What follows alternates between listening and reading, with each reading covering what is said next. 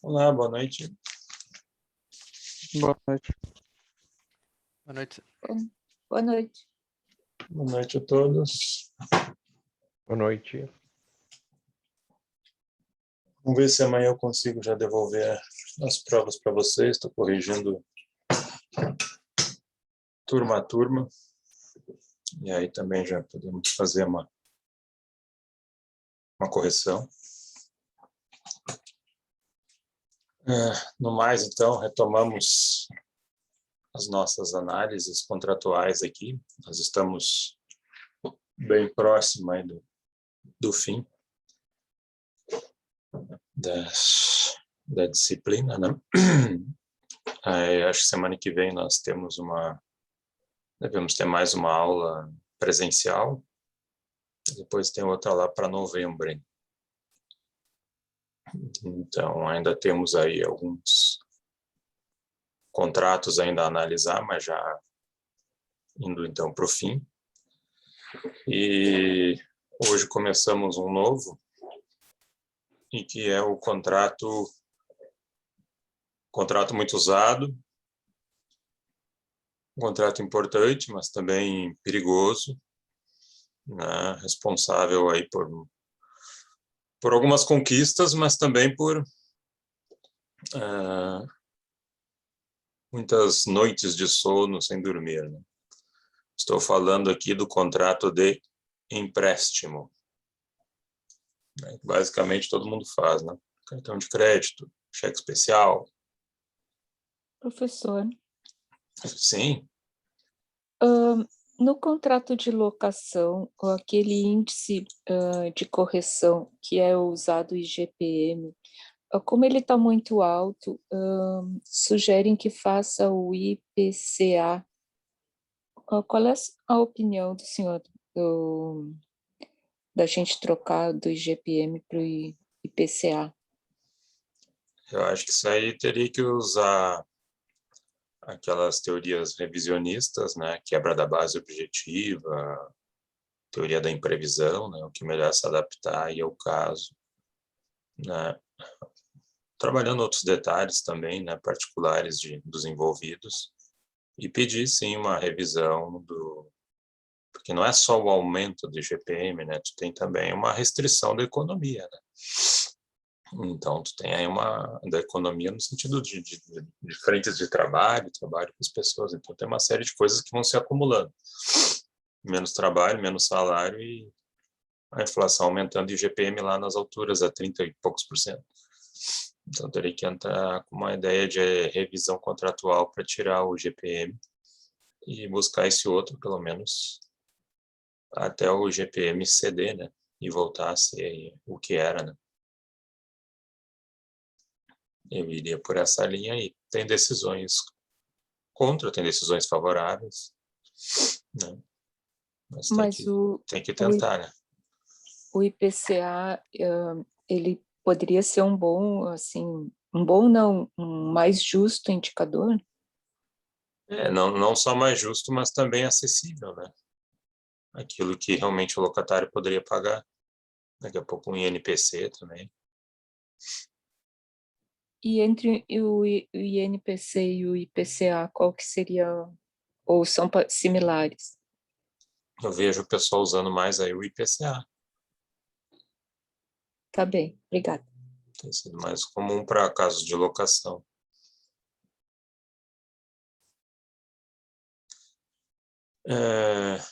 Então, Okay. Então, gente, o nosso contrato, ele é o contrato de empréstimo e ele tem duas versões. A versão mais tranquila e a versão não tranquila. Uma versão talvez não vá dar tanto problema na justiça. E outra versão, não sei se hoje ainda, mas já foi responsável por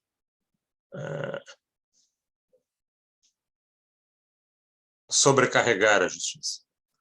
Então, a versão mais light do contrato de empréstimo se chama de contrato de comodato. Contrato de comodato. O comodato está previsto ali nos artigos 579 a 585 do Código Civil. 579 a 585 do Código Civil.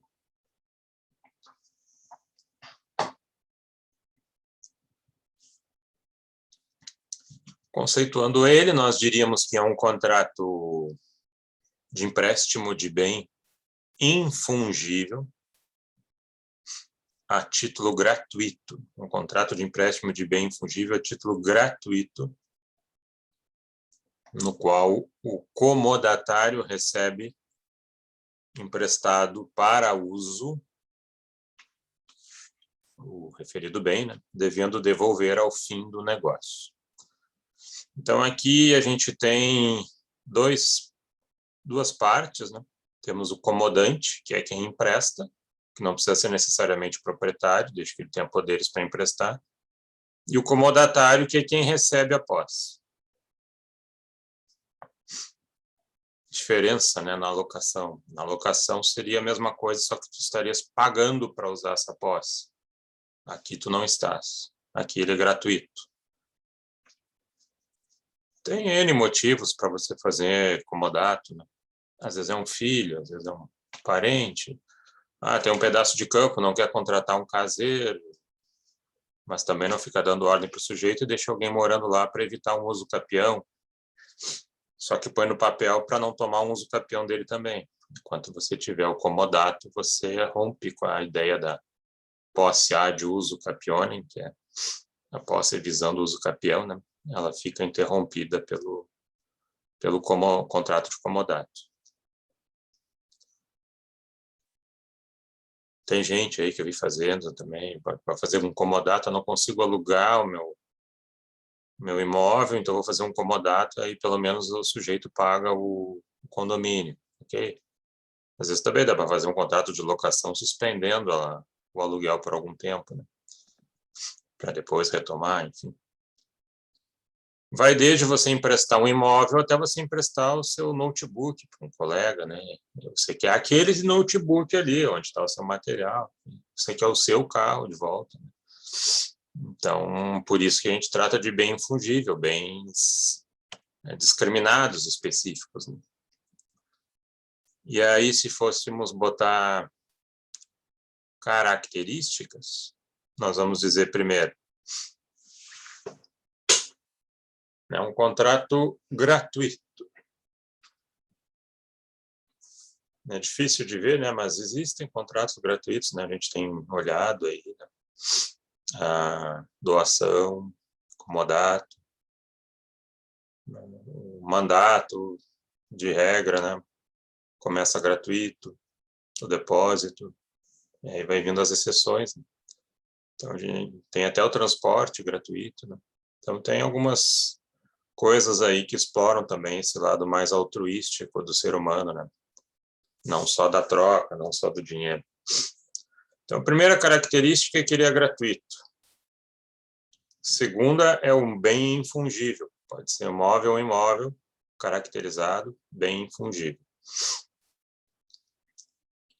Terceiro, ele é personalíssimo.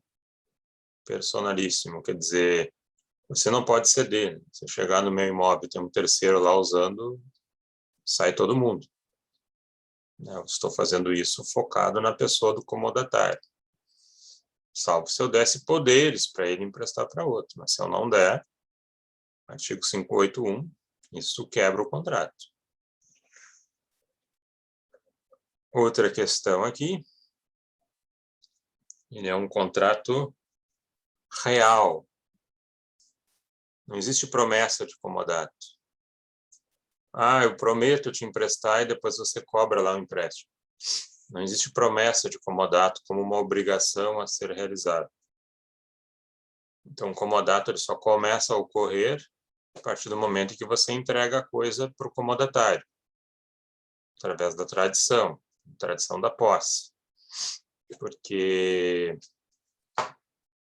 é um contrato gratuito, né? Então fica difícil você obrigar alguém a cumprir isso. Claro, você não pode induzir o sujeito a a ter prejuízos, né? Aí é uma outra coisa, é perdas e danos. Mas eu estou falando aqui de não poder ser forçado a emprestar, né? Por mais que tu tenha dito que fosse emprestar.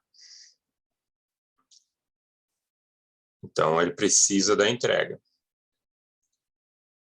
Outra questão, ele é não solene, né? Então, quer dizer, ele pode ser feito até verbalmente. O ruim do verbalmente é você provar depois que está na posse da coisa que alguém emprestou. Não foi um furto nem nada, né? E depois você provar também, né, que como é que esse bem chegou a essa pessoa, né? E que realmente tinha um comodato e que por isso ela não tem direito ao uso capião. Dá para fazer verbal, mas depois pode ter problemas de prova, né?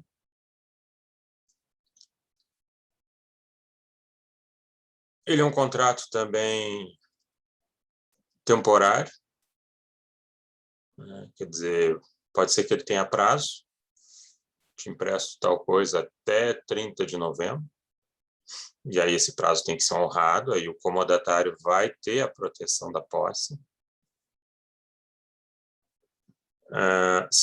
Para ele reaver a coisa antes, né? Claro, salvo se o comodatário usar mal a coisa, mas, do contrário, só se você provar para o juiz, artigo 581, uma necessidade imprevista e urgente. Olha, eu vou precisar dessa casa que eu te emprestei porque meu pai ficou doente e ele precisa da casa para agora se tratar. E é urgente. Então, não vou poder te manter lá até final de novembro. Seria nesse sentido aí. Também pode ser que o comodato não tenha prazo. Do tipo, vai usando. E aí o prazo vai ser um prazo compatível com o uso da coisa, né? Tu não empresta o imóvel para alguém ficar morando ali para ela trazer todas as coisas dela para ficar 2 dias, 3 dias.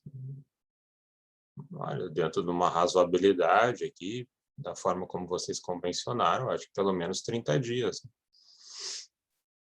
E para reaver antes, a mesma coisa. Situação imprevisível e urgente reconhecida pelo juiz. A você, então, poder extinguir o comodato. Obrigações do comodatário. Um item importante. Conservar a coisa como se fosse sua. Artigo 582. Isso significa 582 e 583. Isso significa que, mesmo num caso de força maior, tu não pode proteger primeiro as tuas coisas para depois olhar para as do comodante. O sujeito empresta a casa para ele está dando uma enchente, aí tu vai lá e salva só o que é teu notebook, tuas roupas. Eu tinha que agir rápido. Sim, no agir rápido, tu abandonou as coisas do outro. Tu não vai salvar uma geladeira, não vai salvar um fogão. Poderia ter salvo ali um micro-ondas, outras coisas, né? Pelo menos as que têm o mesmo tamanho daquelas tuas que tu salvou.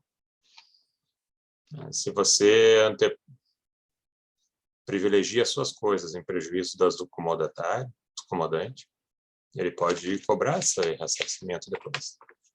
Além de ser imoral, né? Outra questão aqui, nas obrigações do comodatário, é não usar bens para fins distintos. Eu te emprestei para moradia e tu abrindo um comércio. Inadimplemento.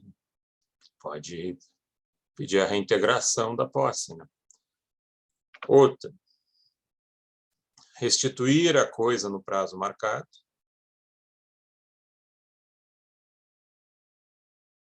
Quarto item. Não cobrar do comandante as despesas feitas com o uso da coisa. Artigo 584. Essa lâmpada aqui queimou. Ótimo, troca. O IPTU do imóvel, enquanto tu está ocupando, paga ele. Pelo menos o proporcional. E o condomínio, mesma coisa. né? Quer dizer, o uso normal da coisa que promove um desgaste ou gera um débito, isso é o comodatário que tem que pagar. Afinal, ele está usando de graça. Mas todas as coisas na vida geram despesas, né? Vai usar meu carro emprestado, vai botar gasolina e quer que eu ressarce, sendo que ele que usou a gasolina. Complica, né?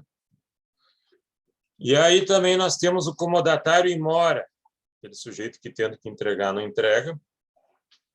Ele pode ter que pagar perdas e danos, né? Se essa falta de entrega gerou algum prejuízo ao comodante. E o comodante também pode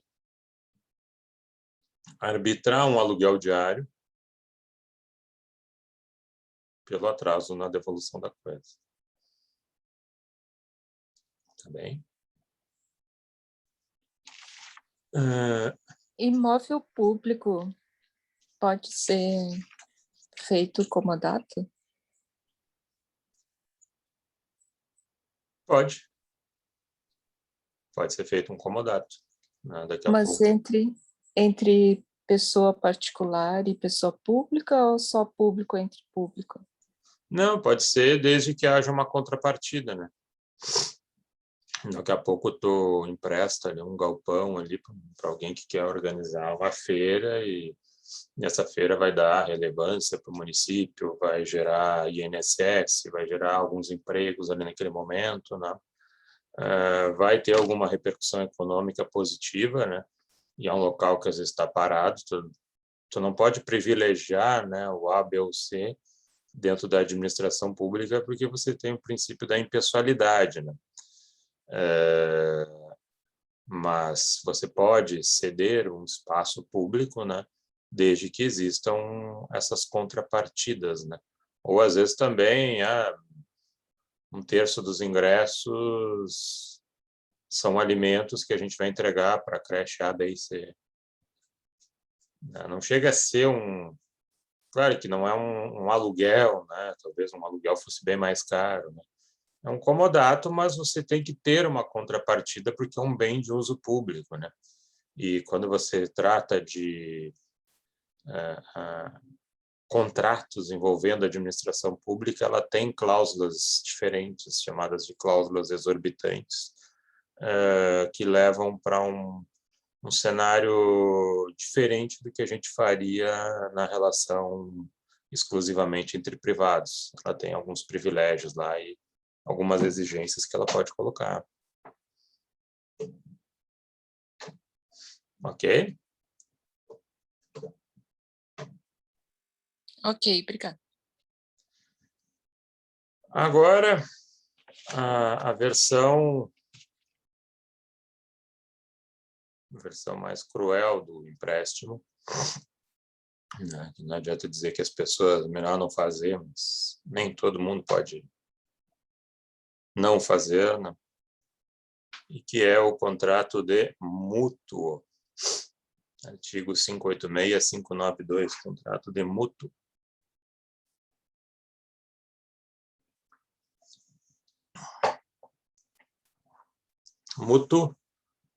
Mútuo é um empréstimo de coisa fungível. É um empréstimo de coisa fungível. Então, vamos botar aí, o artigo 586 tem uma classificação ali. Vamos já anunciar as características do mútuo. Então, a primeira, fungibilidade do bem, bem fungível. Artigo 586.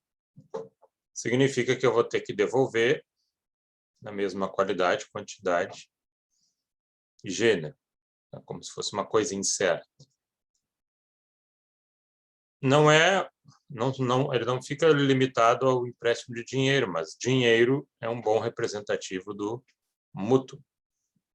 A gente falava os mutuários da casa própria, quem pegou dinheiro, financiamento imobiliário para comprar a casa própria.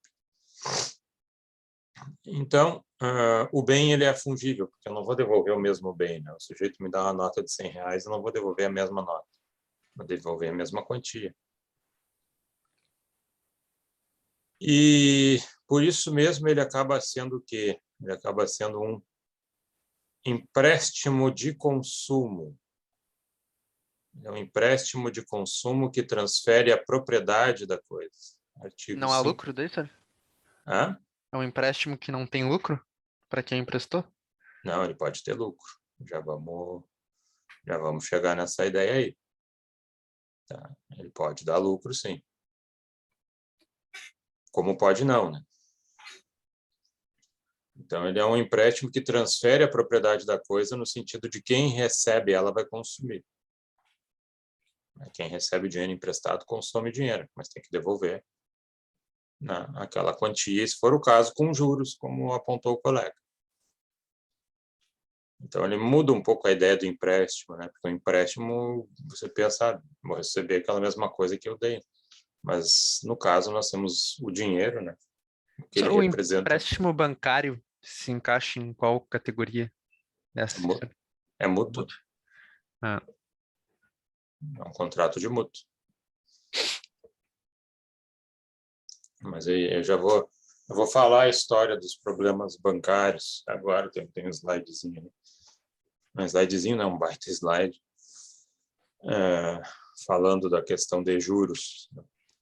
Porque os contratos bancários, eles tem uma amplitude de temas, né, e tipos que você pode tratar, mas tem aquele foco mais objetivo, assim, que é o que a gente quer dar aqui, trabalhando a questão da remuneração desse empréstimo.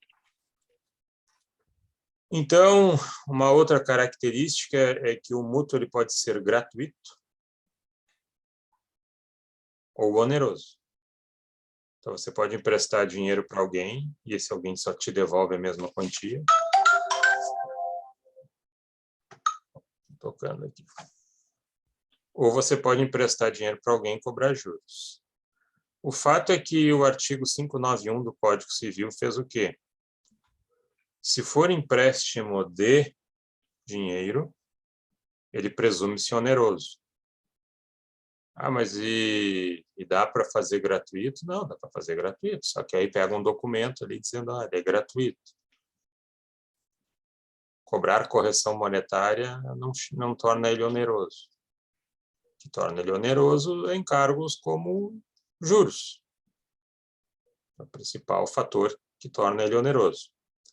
Então, assim, se nada for dito, presume-se oneroso porque é empréstimo de dinheiro, artigo 591.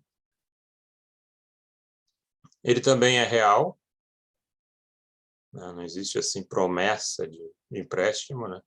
Claro, aí depende se você entra numa relação de consumo, o banco te prometeu, te dá o dinheiro, te deu todos os detalhes que isso ia acontecer e chega lá na hora e resolve mudar de ideia. Bom, aí você vai forçar a barra a partir do CDC, porque lá diz que a promessa tem uma força obrigatória na relação consumidor-fornecedor, mas de regra ele é um contrato real, então ele só começa a acontecer na medida da entrega do dinheiro. Antes disso, ele não se perfectibilizou ainda.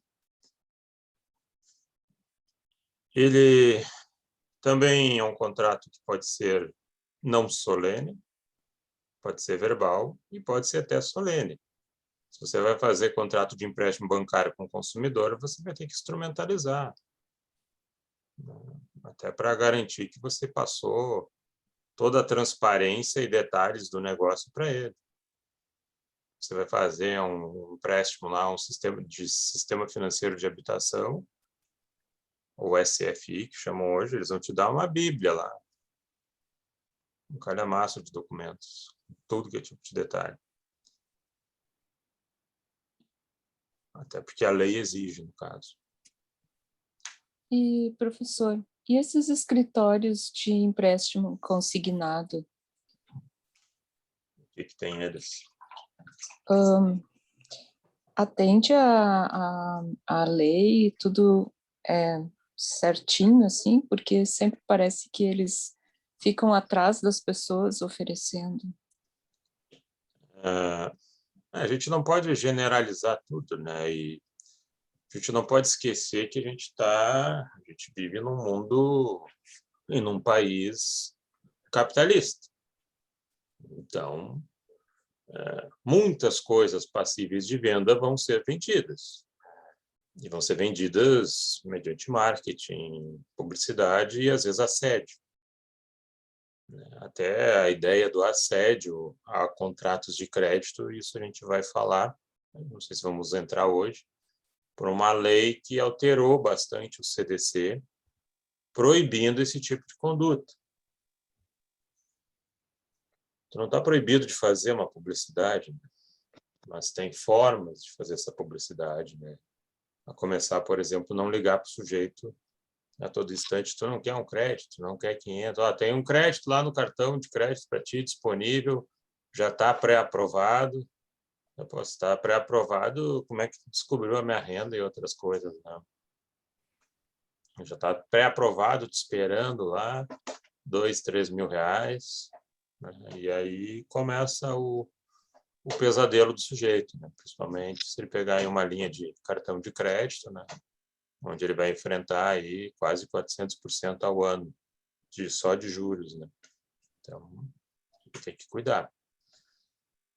Mas, sim, assim como tem os pastinhas, né? Assim como tem os vendedores que agem um pouco mais controlados, tem aqueles que agem de forma exagerada, mas isso é culpa lá da instituição financeira, que ele é um preposto, onde ele falha, isso atrai responsabilidade para o banco também.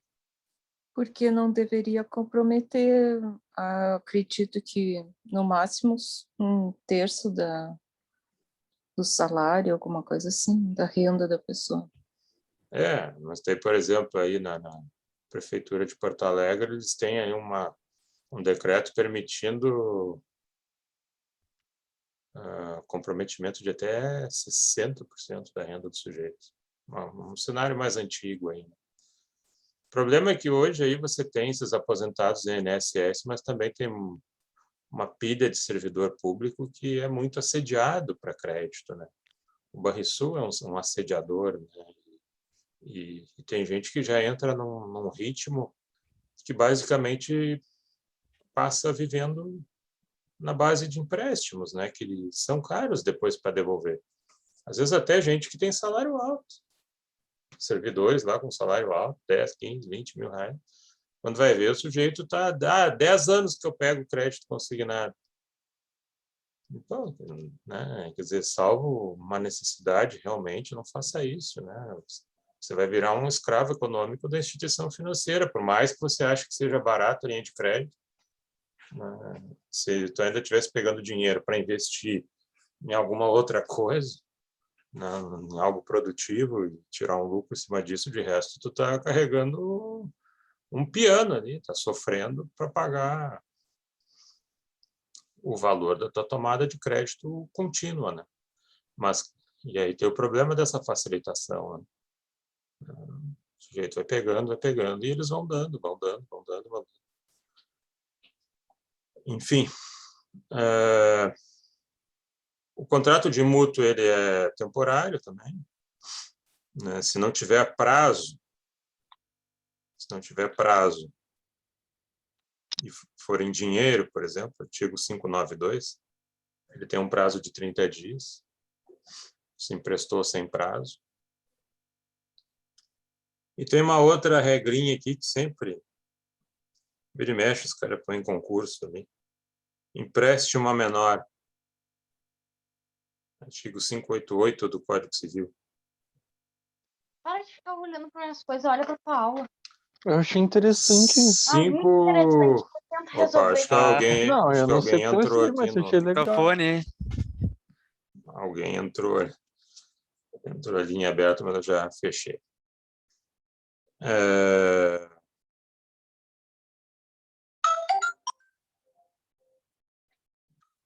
Nós temos aqui o empréstimo a menor, artigo 588 do Código Civil, que diz que, sem prévia autorização, ele não pode ser reavido nem do fiador nem do menor.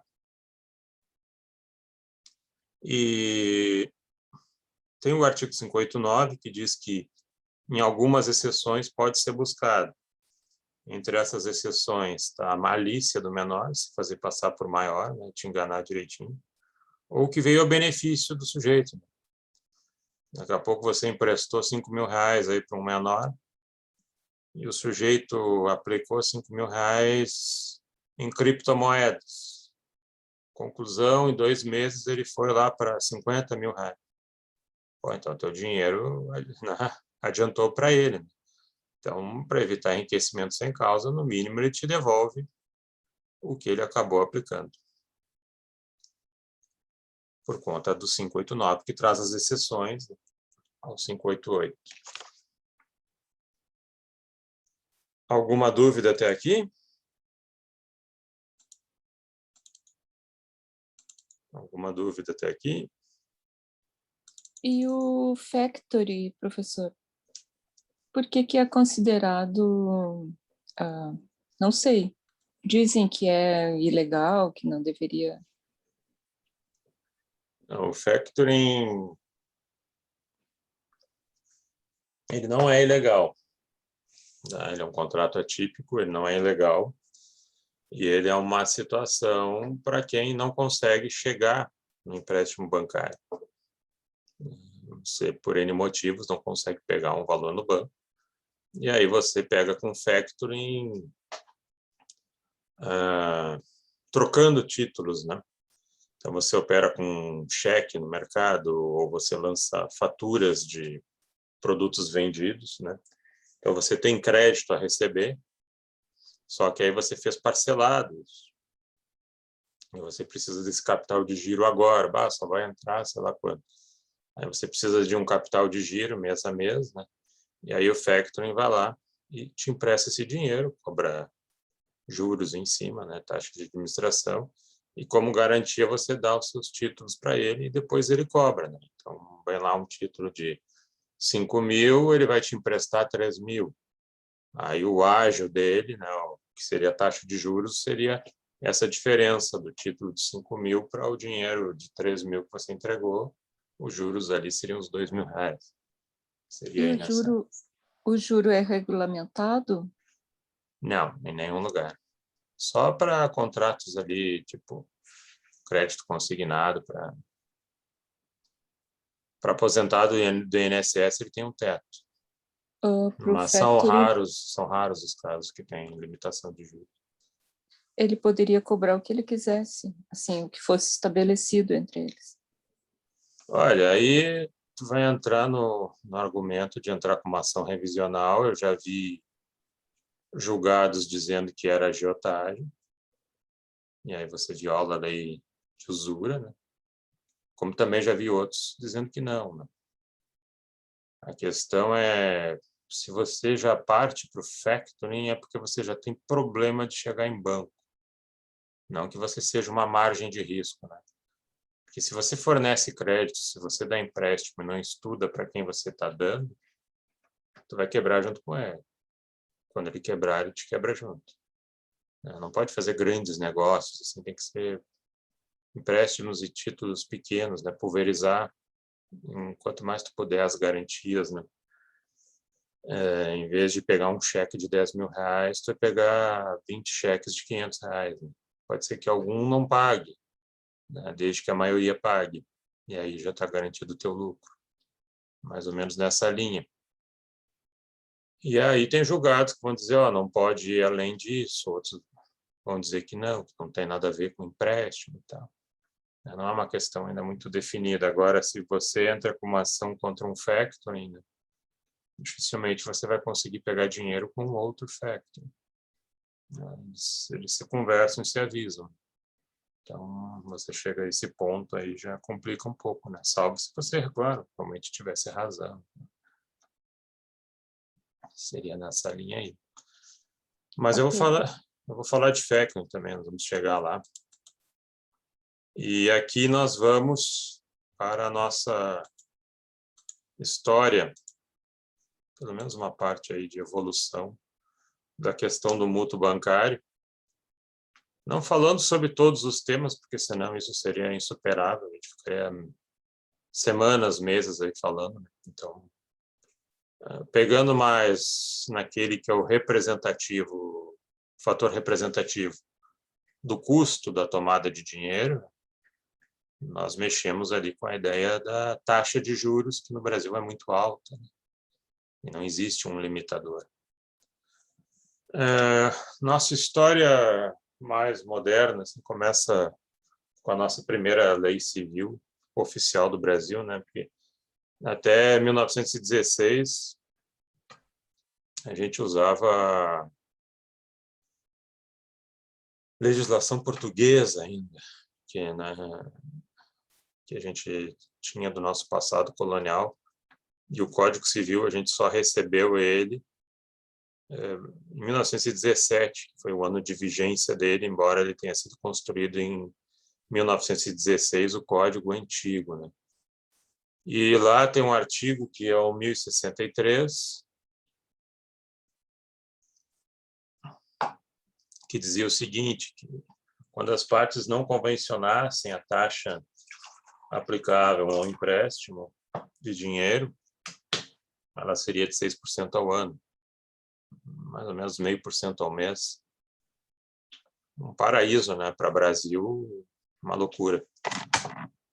O 1262 dizia o seguinte: se você fizer um empréstimo de dinheiro e não colocar cláusula de juros,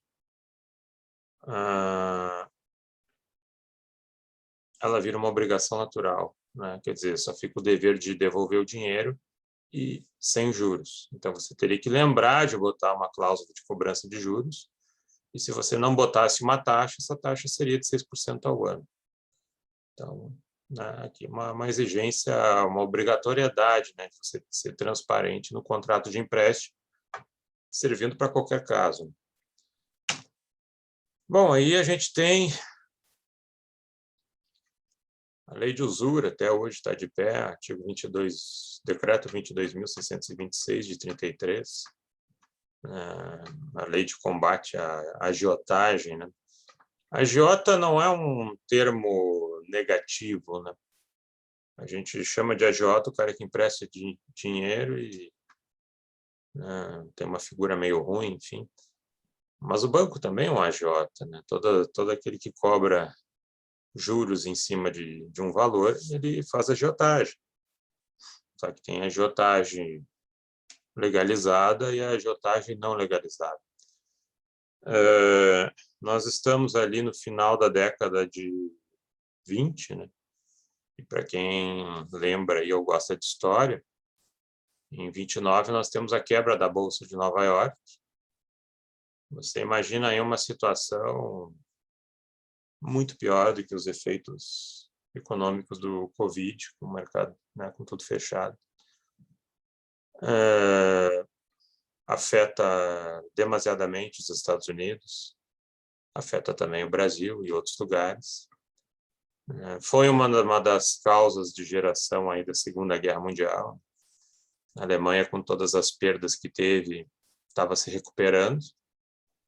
E no final da década de 20, né, cai a bomba da quebra da Bolsa, indústrias falem, fecham, as pessoas ficam desempregadas, volta a fome e a miséria, e eis que surge um louco no meio da multidão com as suas ideias, né, lá nazistas e joga um país tão esclarecido, né, dentro do jogo dele e destrói aí promove uma chacina mundial em termos de perdas de vidas humanas, né, por conta da Segunda Guerra Mundial.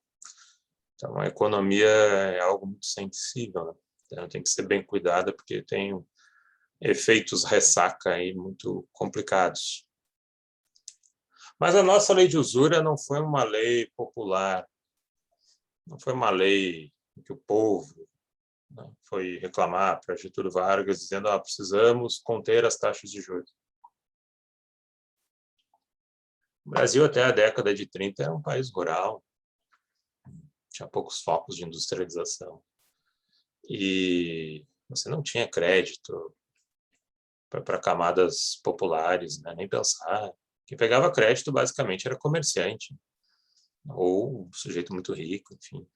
Né? Então, não tinha essa questão, né, do acesso a bancos. Aí que funcionava muito os agiotas, né? Você não consegue acessar banco, porque o banco vai te cobrar uma série de garantias que você não tem. Nos Estados Unidos sempre foi muito comum as chamadas casas de penhor, né? E a gente tem até um programa ali no NetGeo chamado de trato feito, né? Que o pessoal vai lá e vende, né? Às vezes um bem, né? Mas ele tem a parte do penhor, né? E ele está justamente ali em Las Vegas, né? Onde o pessoal empenha patrimônio seu para pegar dinheiro para testar a sorte no cassino e depois, quem sabe, resgatar. Então, você deixa lá penhorado um bem, ele vai te pagar bem menos do que vale ele, então, né, até um certo tempo ele segura, senão ele vai vender. E essas casas de penhor, né, elas cresceram muito nos Estados Unidos porque era a forma que as pessoas tinham de conseguir crédito. Né? Depois é que o sistema bancário se ampliou, né, embora ainda seja uma questão muito forte lá, né? E aqui foram os nossos empresários industriais que precisam de capital de giro para produzir, etc. Né? E eles foram reclamar lá no presidente da época, né, que era até veio de um golpe militar, era um ditador. Acho que em 1937 que ele passa a ser ditador oficialmente, Getúlio Vargas. E não dá para produzir, vamos fechar, nós vamos fechar, vamos demitir gente. Os juros são muito altos no empréstimo que a gente pega para produzir. Tá, então, né, mexe daqui, mexe dali, sai o decreto da lei de usura e aí ele põe, olha, taxa de juros máxima 12% ao ano. Cobrar além disso é crime. E ainda gera nulidade ao contrato. Ok. Aí nós damos um salto no tempo, para lá na década de 70. E lá nós vemos o STF com uma súmula 596, dizendo o seguinte, olha, não se aplica a lei de usura a banco. Então, aí você está oficializando dois tipos de... Está falando de dois tipos de agiota, o banco que cobra o que quiser, e aí não comete crime, e o sujeito ali que empresta dinheiro, cobra juros e cobra acima de 12% ao ano, e ali cometeria crime. Né? Seria realmente a figura do agiota, o agiota raiz, né? Aquele característico da agiotagem. Bom, o que acontece é que a gente tem uma Constituição, né, cidadã, com resgate de direitos civis, etc., em 88. Ainda muito importante, mas coitada, toda emendada e retalhada, para interesses mais particulares, digamos assim. Que em seu artigo 192 tinha um parágrafo 3º que dizia as taxas de juros reais na cobrança de empréstimos só podem ir até 12% ao ano. Acima disso, é lei de usura, agiotagem. Aí, a turma dos bancos, né, se regimentou e tal, entraram com uma ADIM número 4 de 93. E a ADIM, essa, o STF diz, não, mas tem uma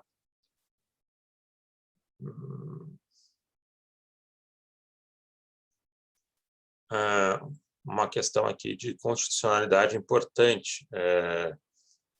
Vamos suspender a eficácia desse parágrafo 3º do artigo 192, que aqui também é inconstitucional, porque tem que ter uma lei ordinária que diga o que é juros reais, porque lá está dizendo a taxa de juros reais é de 12% ao ano, acima disso é agiotagem, mesmo para banco. E aí eles disseram, não, tem que ter uma lei ali que diga o que é essa taxa de juros reais para ele poder ser aplicado. Então, ele não é auto-aplicável.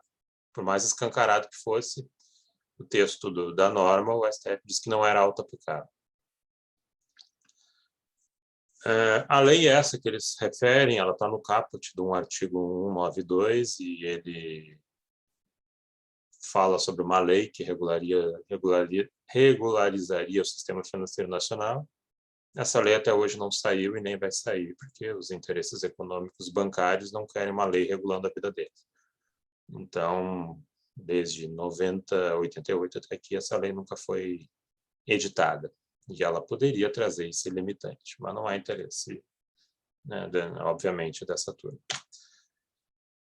Depois surgiu a emenda constitucional número 40 e ela varreu com o 92, só deixou o caput. Bom, então nem adiantava mais agora a lei para dizer o que é taxa de juros reais, porque na emenda constitucional botou um novo texto na Constituição e acabou-se o parágrafo 3º.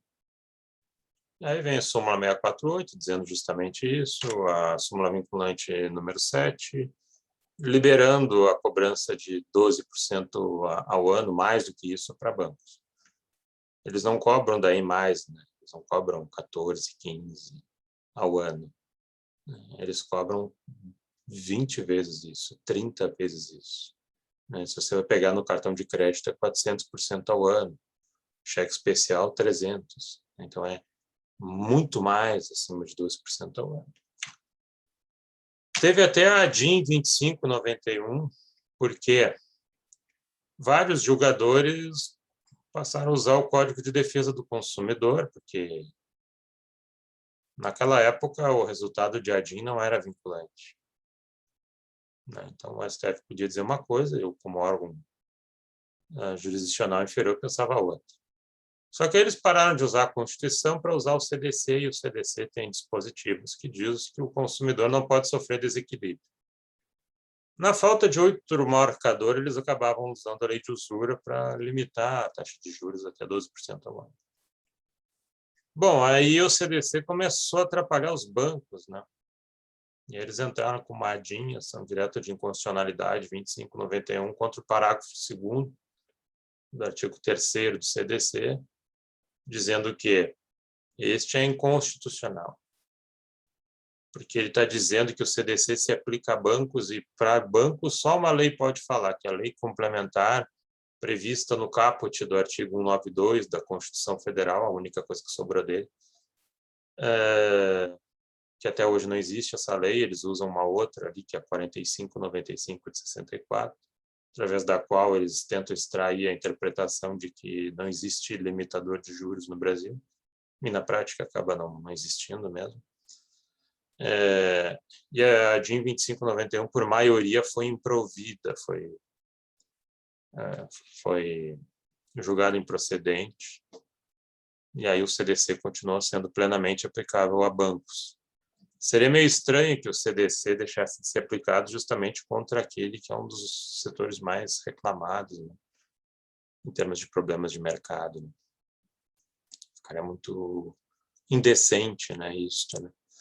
E aí o CDC é aplicável contra ele, só que, claro, aí você tem lá, o consumidor não pode sofrer desequilíbrio, mas fica um conceito muito aberto, né, a ser preenchido, né, não é tão simples assim. Alguém tem alguma dúvida aqui? Se eu estiver falando rápido também, quem quer fazer alguma colocação? Professor, o que a gente vê dos contratos, se vai fazer algum crédito consignado ou pedir algum empréstimo, é que o contrato está pronto.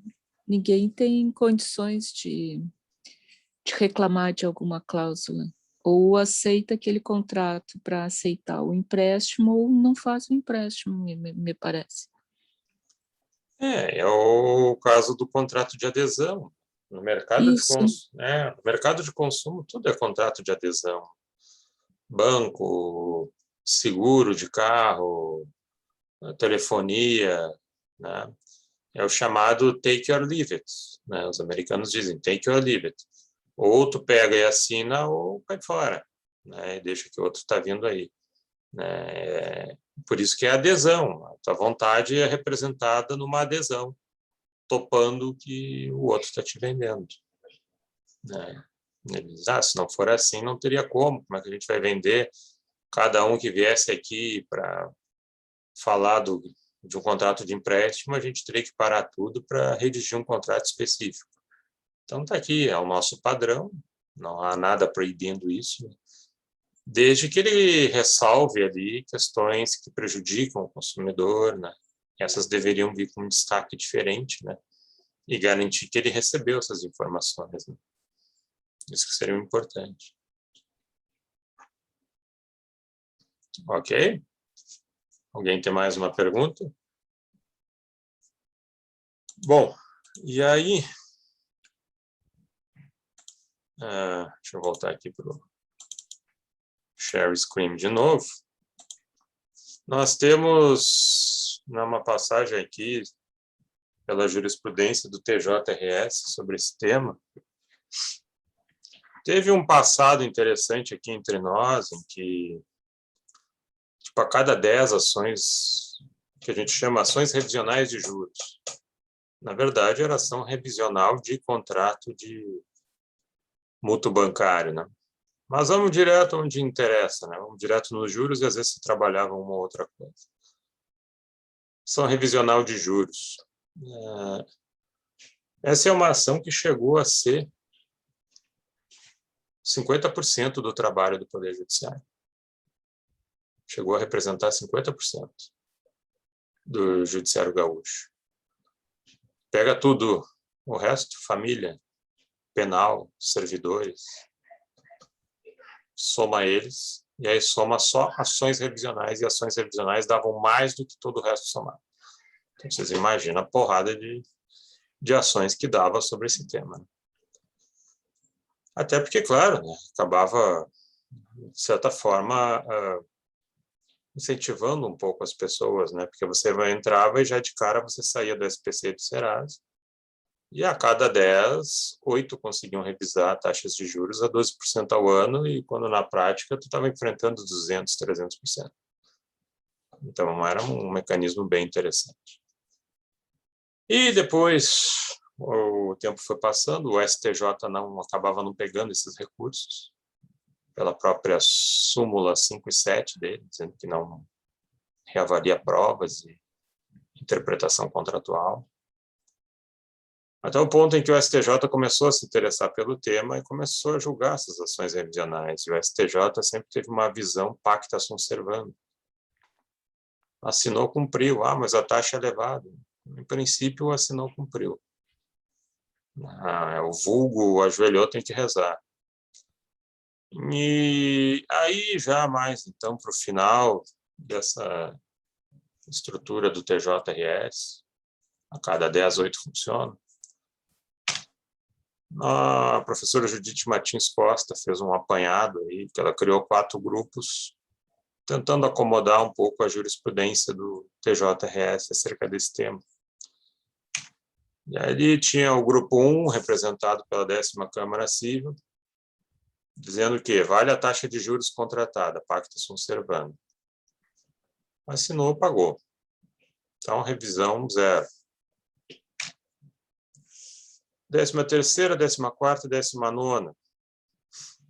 Não, o CDC é aplicável às relações bancárias e acho sim razoável a taxa de 12% ao ano. Do inferno para o paraíso do tomador de crédito consumidor. 15ª e 17ª, em princípio, pacta sunt servanda, assinou, pagou. Mas eu aceito que tu mostre o desequilíbrio e o lucro excessivo do banco. Só que também sem indicar muito bem como é que eu ia provar isso. É uma pena que eles não apliquem o artigo 157 do Código Civil, que trata da lesão enorme, que é o instituto lá do direito romano. Todos essas grandes nações, grandes impérios, que se estruturaram, né, com aquela conquista de guerra, mas que também fizeram isso para abrir margem para o comércio, né, comércio marítimo e por terra. Egípcios, romanos, gregos, né, toda essa turma, eles tinham regras, né, comerciais e até mesmo para questões de mercado. E os romanos também condenavam essa ideia do enriquecimento sem causa e do ganho excessivo sobre uma operação. E aí eles trabalhavam com a ideia da lesão enorme. Não, peraí, você pagar 2 vezes o que vale uma coisa, não está bem isso. Né? Então você Professor, pode perguntar. uma coisa, eu não sei se eu me perdi, né? Tipo, essa divisão, tipo, a 5ª e 17ª Câmara Civil, 13ª, tipo, qual é a moral? Eu me perdi. Para mostrar como é que era a jurisprudência do TJ sobre esse tema, ações revisionais de juros. E para a gente ver como é que a coisa era proliferada em termos de opiniões, né? Até que hoje a gente segue um caminho STJ, né? que a E gente a do vai chegar. STJ é que... Eu vou chegar lá, eu vou chegar lá. A 18ª e a 20ª estão dizendo, olha, eu posso revisar o teu contrato de crédito 12% ao ano, o que supera isso necessariamente não é abusivo. E eu posso revisar o teu contrato de crédito desde que tu pegue lá uma informação no Banco Central, né, comparando a média da taxa de juros dessa lista do Banco Central com o teu contrato. Eu celebrei um contrato de crédito cheque especial com Santander em maio de 2021, está me cobrando 300% ao ano. Sei lá, a média mensal ali, 18%, 15%. Aí eu pego lá a lista do Banco Central, que ele recebe essas informações, ele não limita nada, só recebe. Aí pega lá os 10 maiores bancos e, né, do maior ao menor, dá uma média lá de 13% ao ano, ao mês, na taxa de juros cobrada pelo mercado em geral. O Santander está te cobrando 15%. Então, tu conseguiria revisar aqui dentro dessas duas câmeras para baixar para 13%. Teria um excesso de 2 ali que tu conseguiria tentar afastar. Eles usavam a ideia de que o consumidor não poderia sofrer desequilíbrio, está lá no artigo 51, inciso 4º do CDC. Mas isso já mais para o final, antecedendo o golpe final, digamos assim, do STJ. O STJ já tinha a súmula 296, a súmula 294, em que eles já remetiam para a ideia de taxa média do mercado. O mercado não é regulado, então ele se autorregula. Então, se todos decidirem aplicar 15% ao mês no cheque especial, aquilo ali é um padrão equilibrado na visão do STJ. Bom, só que aí, então, chega para o STJ um tema que, aqui nós temos um case de 2003, 9,90, 13,58 ao mês, necessariamente não é abusivo. É quase invencível, né? Mas não é abusivo, porque o sujeito teria assinado. Aí, eis que surge para o STJ um recurso repetitivo, 106.15.30.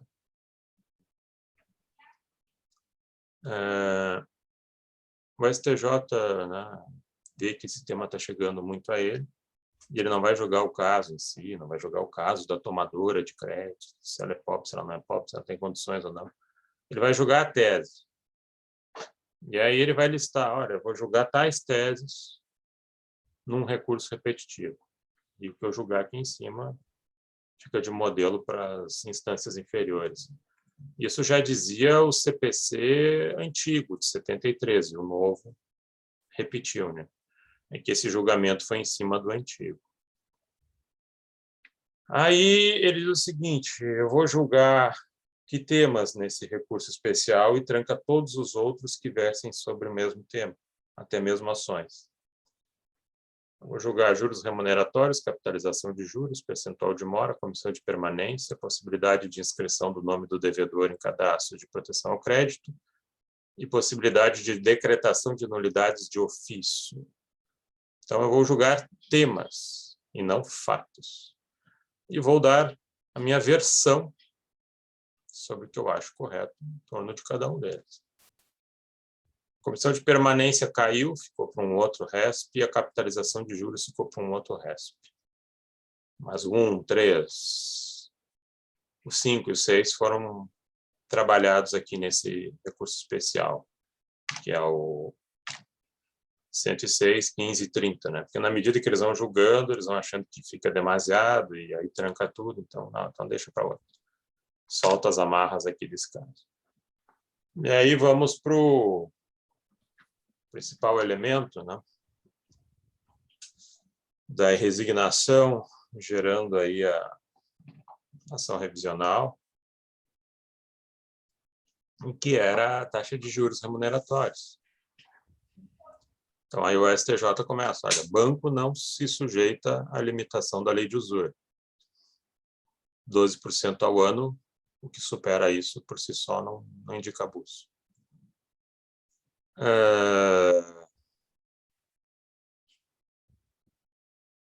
inaplicáveis os artigos 591 e 406 do Código Civil. 591 diz que o contrato de empréstimo de dinheiro é presumidamente oneroso. Mas se você não estipular a taxa, não prevê a taxa, você recorre ao 406 do Código Civil, que vai acabar nos jogando no artigo 161 do Código Tributário Nacional, e que vai dar a seguinte ideia: se eu fizer um contrato de empréstimo de dinheiro sem indicar qual taxa de juros eu vou aplicar, essa taxa ficaria em 12%. Mas o STJ está dizendo que esse dispositivo não se aplica, então que o banco poderia emprestar dinheiro sem prever a taxa e mesmo assim ele estaria protegido pela taxa média de mercado. Se os colegas concorrentes dele estiverem aplicando 15% ao mês para aquele tipo de operação, ele estaria salvo nessa mesma linha. Então, o banco não se quebraria nunca, né? E, bom, podemos revisar um contrato de tomada de crédito, sim, desde que fique demonstrada o abuso. O abuso ele fica muito jogado em cima dessa ideia da taxa média de mercado. Então, para consumidores, isso daqui não foi nada bom, né? Hoje, uma ação revisional é mais para você tentar ver se força ali um acordo ou não, e aí acordo com o banco é mais complicado. Se você é um bom pagador, eles não fazem acordo interessante, eles jogam a dívida lá para longe e aumentam as taxas de juros. Se você está sem pagar já faz algum tempo, 2, 3 anos, eles vêm com um acordo milagre. Né? Seu débito está em 100 mil, mas se tu pagar 8, está resolvido. Só que às vezes nem isso a pessoa tem. Eu não tenho 8 para pagar a vista. Então, bom, isso aqui é um milagrão, né?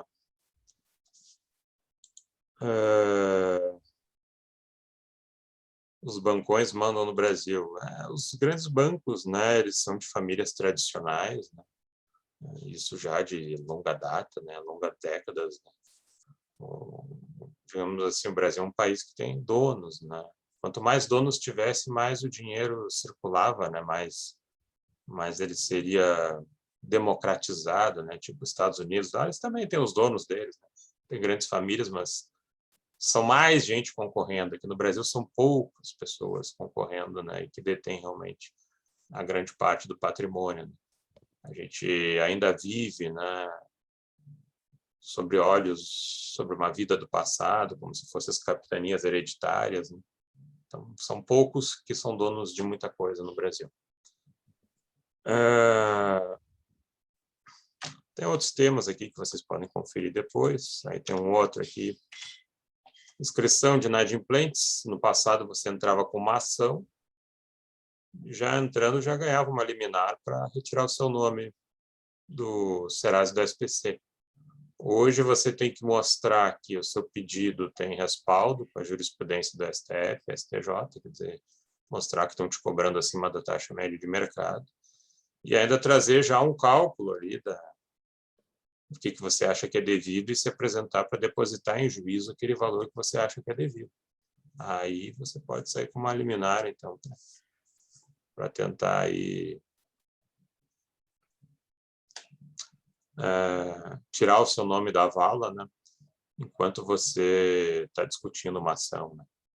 Mas hoje até o grosso da coisa não é a inadimplência. Né? Hoje em dia eles estão valorizando mais o cadastro positivo. Ainda que você tenha um débito, se você tem um comportamento de pagamentos contínuos, é um bom pagante, você vale mais por isso do que porque teve uma passagem negativa ou tem alguma coisa em aberto. O mercado te considera se tu é um bom pagante. Hoje, ser um bom pagante vale mais do que ter um ou outro probleminha negativo. Aí nós temos aqui também orientações de disposições de ofício. Isso deu margem a uma súmula, chamada súmula 381 do STJ. É uma súmula horrorosa, né? Porque ela diz o seguinte: é vedado aos juízes de primeiro e segundo grau julgar com base no 51 do CDC, que é o artigo das cláusulas abusivas, sem pedido expresso a abusividade de cláusulas em contratos bancários. Quer dizer, se o juiz ele percebe que no teu contrato tem algum abuso que o banco também está cobrando e que tu, teu advogado, não se deu em conta e ele percebe, Numa visão normal de nulidades, artigo 168 do Código Civil, tudo que é nulidade, ela é decretada de ofício, porque ela representa uma agressão maior, que vai além da pessoa do indivíduo. Numa versão normal de nulidades, você decretaria ela, sem precisar de pedido. Artigo 168 do Código Civil. O artigo 151 do CDC, ele diz, cláusula abusiva é nula de pleno direito. Então, é uma nulidade absoluta. Então, se você tiver um contrato de plano de saúde que tem uma nulidade absoluta e ninguém falou nada, o juiz vai lá e decreta. Se você tiver um contrato de consórcio, seguro de vida, assim vai, ele vai lá e decreta. Aí chega em banco, ele olhou uma nulidade absoluta, não, aí tu não pode decretar.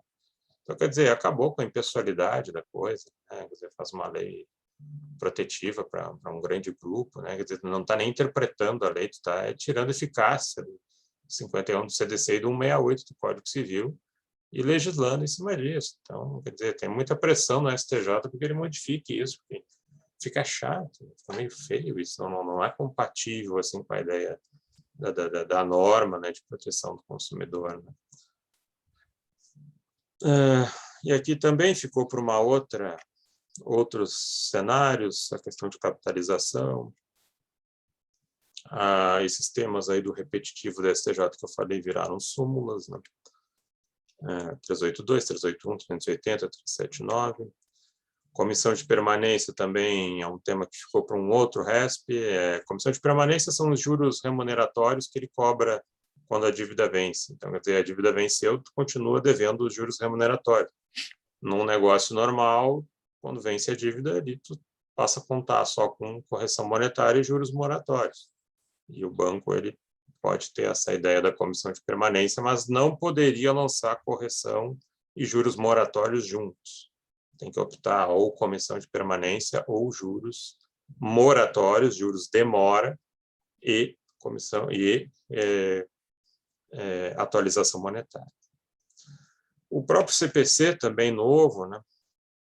Ele complica ali um pouco o meio de campo, né? Ali no artigo 330, fizeram um dispositivo particularizado para esse tema.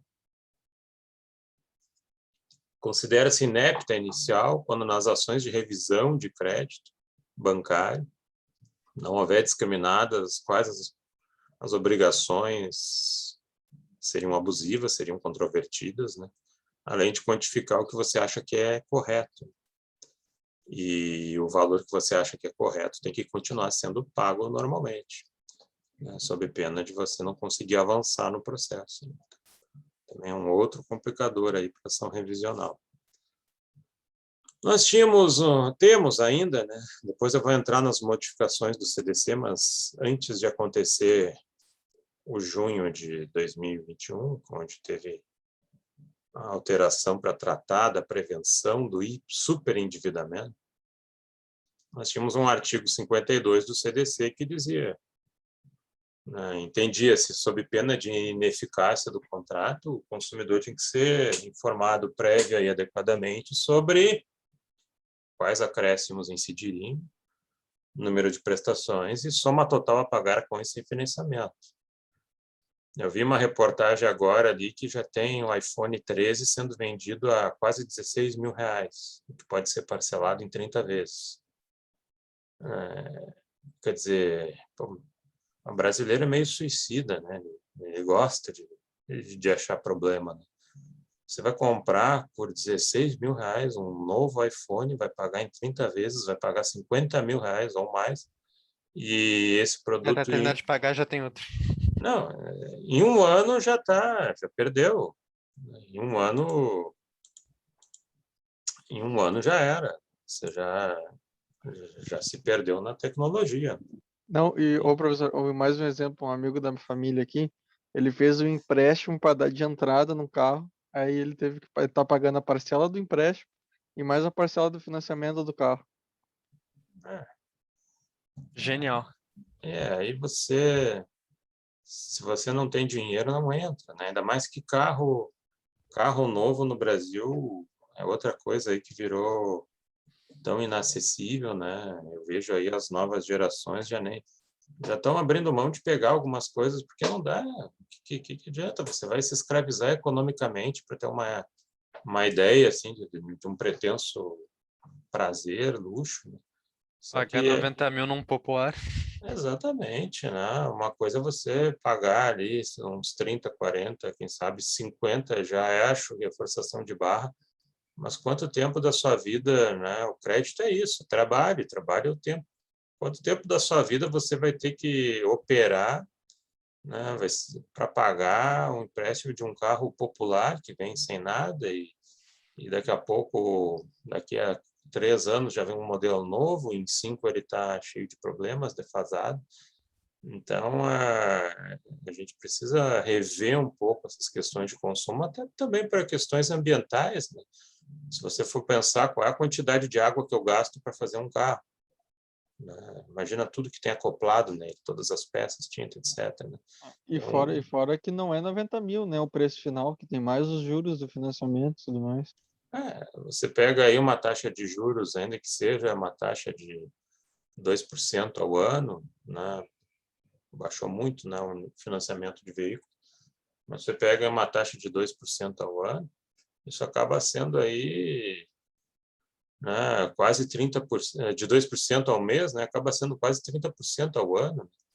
Então, em 3 anos e pouco, você já dobrou o valor do carro e ele está valendo a metade do que você comprou. Então, e você não consegue amortizar a dívida, né, vai levando. Então, é um programa de endividamento contínuo, né? O mercado quer que tu continues endividado, né? A casa própria né, o carro, né? O objeto de consumo, de prazer, o celular, né? A pessoa, eu quero ter o mais novo, assim, né? Isso é bastante problemático e até a gente vai entrar ali depois, porque se o antídoto ação revisional foi sufocado, né? Um outro antídoto que a gente trouxe é a ideia de contenção do superendividamento e cobrar alguns deveres aí das instituições financeiras na hora de conceder o crédito e fazer esse assédio, né? Que também é problemático. Aqui nós temos, deixa eu voltar ali de novo. Aqui nós temos uma questão envolvendo juros e capitalização.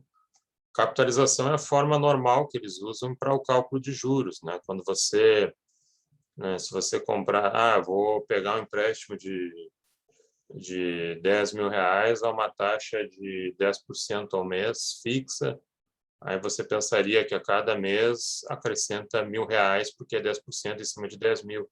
Mas isso é um cálculo de juros simples, o banco ele não faz isso, né? Ele faz um juros complexo, juros sobre juros. Então, se no primeiro mês acrescentou 10%, o valor final já não é 10 mil, é 11 mil, né? Porque 10% de 10 é 1.000, né? Então, passou um mês, já não é mais 10 mil que você deve, é 11 mil. Então, a próxima incidência de uma taxa de 10% não é sobre 10, é sobre 11.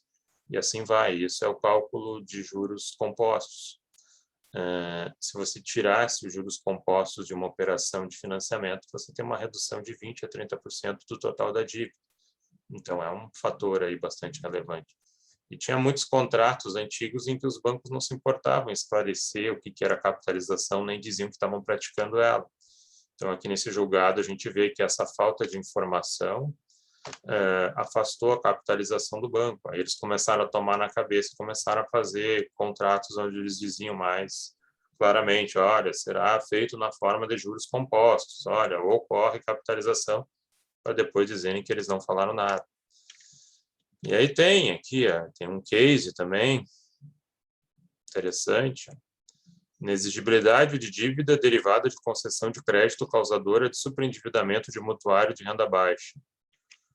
Isso aqui é um julgado de 2011, né, de um juiz que hoje já é desembargador, acho que ainda é, não sei se aposentou ou não, em que ele começou a reagir em cima de contratos de empréstimo do Banrisul, justamente por falhas importantes nessa concessão que começou a quebrar as pessoas.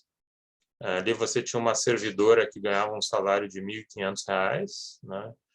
Um salário baixo, que se ela tiver família, ela não pode tirar 30, 50 reais por mês, porque É a diferença de almoçar uma semana inteira ou não, né? De ter luz em casa, enfim. E ela tinha um salário de 1.500, que é totalmente consumido, e o banco deu R$ 3.000 para ela, uma coisa que ela não mal ganhava no final do ano. E referente ao cheque especial, né, liberou R$ 3.000 com cheque especial, com uma taxa altíssima, né?